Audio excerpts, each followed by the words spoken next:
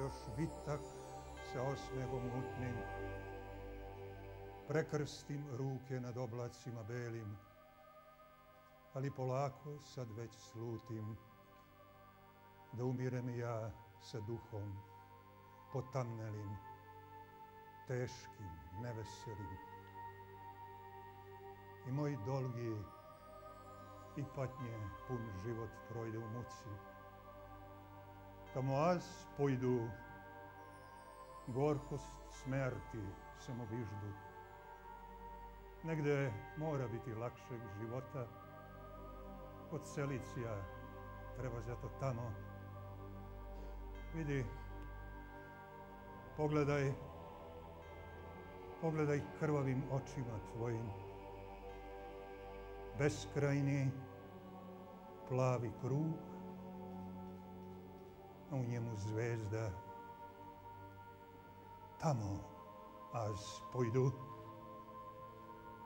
Nas su bedili da smo pljačkaši, neobuzdani, razbludni, a mi smo bili stidljivi, smerni, ozbiljni i vazda tužni. Sa mnom je nemačka carevina zbijala šalu.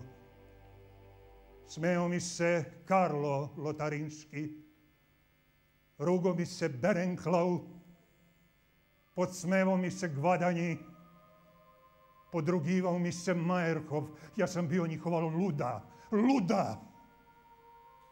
Bekeljili su se na nas i smijali se koraku, poretku, zaokretu, trčanju i pogibi mog slavonsko-podunavskog puka.